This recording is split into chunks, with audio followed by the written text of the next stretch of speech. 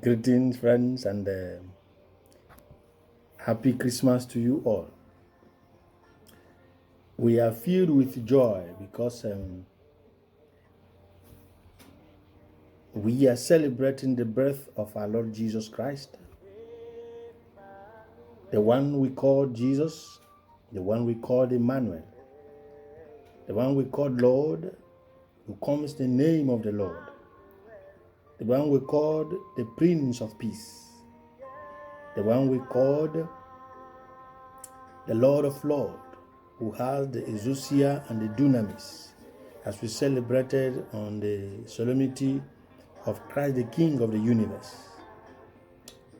Today we are reflecting on the theme Jesus, the historical starting point. We are reading from the prophecy of Isaiah 52, 7 to 10. Letter to the Hebrews chapter 1, 1 to 6. John's Gospel chapter 1, 1 to 18. Jesus, the historical starting point. In Jesus, I see a birth that sets the world in motion. The birth that unites families and towns and villages. In him, I see a child that throws the crowd and draws the crowd to himself without uttering a word. In him, I see a child whose arrival shakes the powerful of this world, as King Herod will give us a nice example.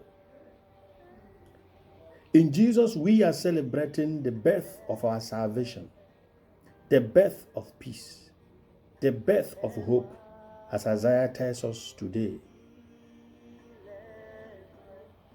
The prophecy of Isaiah says that the power will be on his shoulders.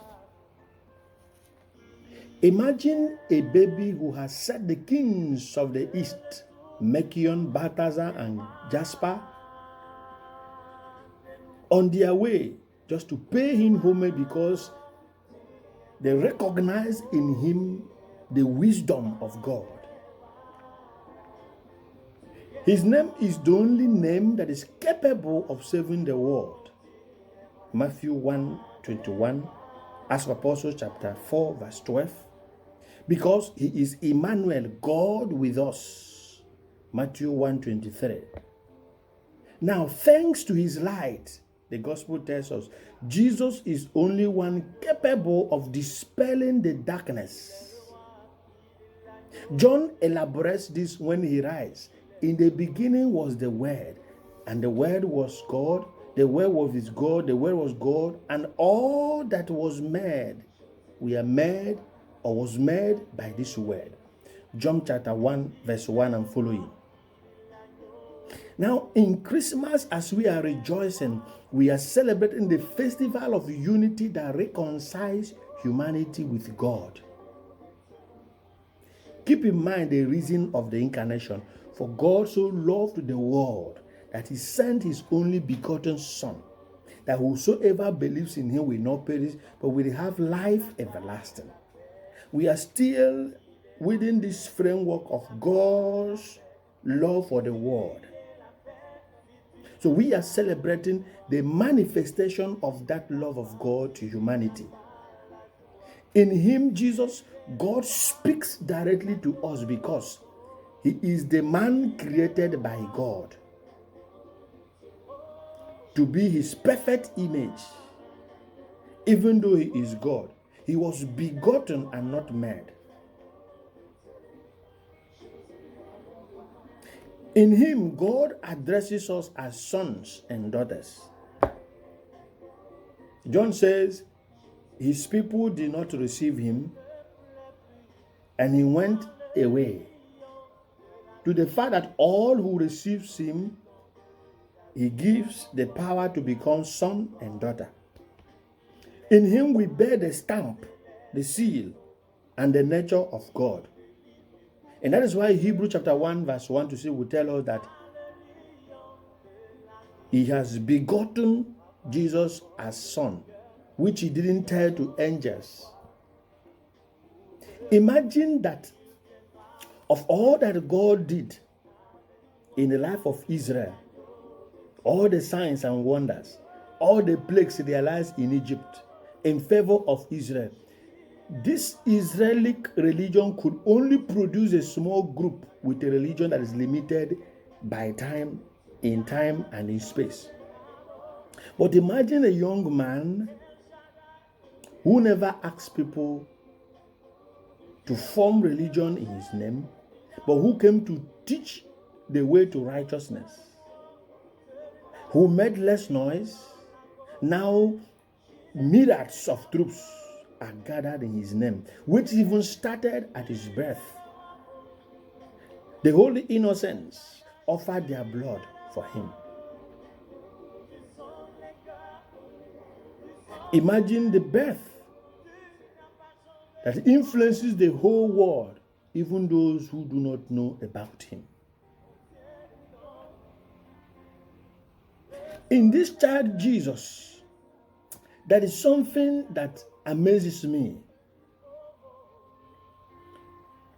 Why is it that despite all that Moses did, the scripture said he is a friend of God because he could talk with God face to face? Why is it that of all that David, the scripture says that he is a man after God's own heart?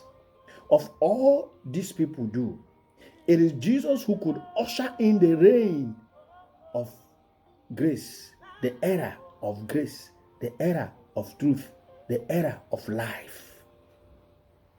With the arrival of Jesus on the ground of life, in the courtyard of life, it occurred to me that what the prophets were doing was only interim, as it is written in Genesis.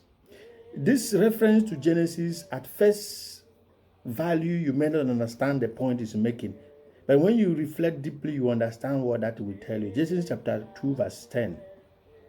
But you can read chapter 2, verse 15 first and go to chapter 2, verse 10. It said, because there was not yet a man to till the ground, God sent no rain, but a river flowed out of Eden to water the garden.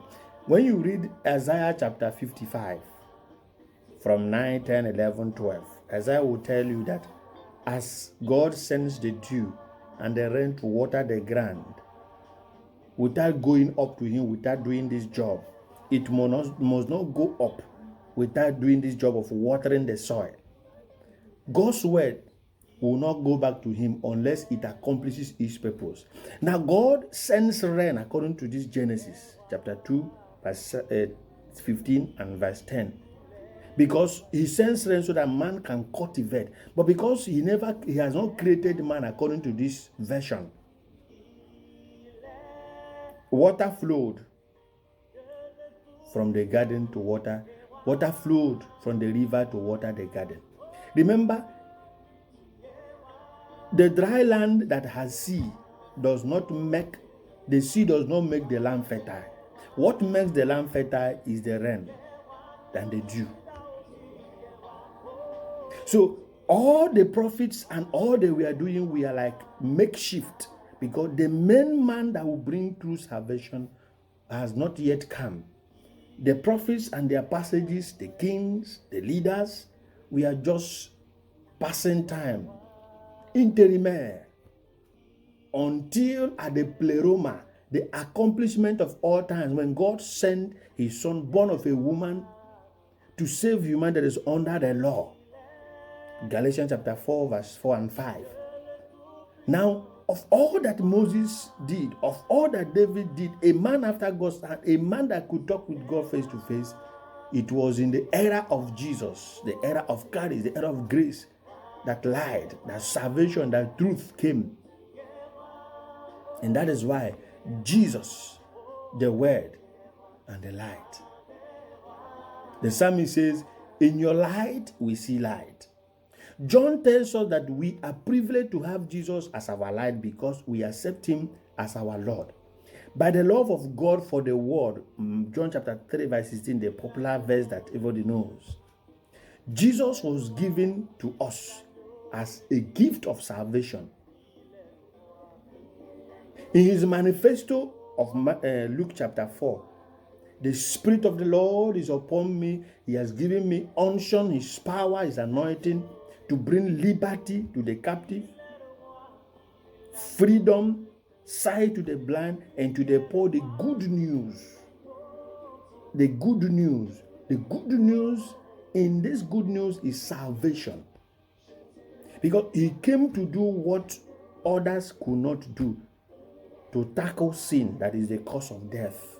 When we grant him access into our life, it is equally his initiation, his initiative, as he says. You did not choose me, but I chose you, and that you may bear fruit that will last. John chapter 15, verse 16. So what do we do? The access we grant him is our way of cooperating with him. So Christmas cannot be complete. Christmas cannot be celebrated in its real sense if this access that we grant to this new king to penetrate our life for transformation is not done. Jesus, as the word of God and as God, has been before the beginning of creation. He is thus the author and the finisher of our life and our faith. Hebrews chapter 12. So he should be at the beginning and at the end. So he should not be limited at the creche.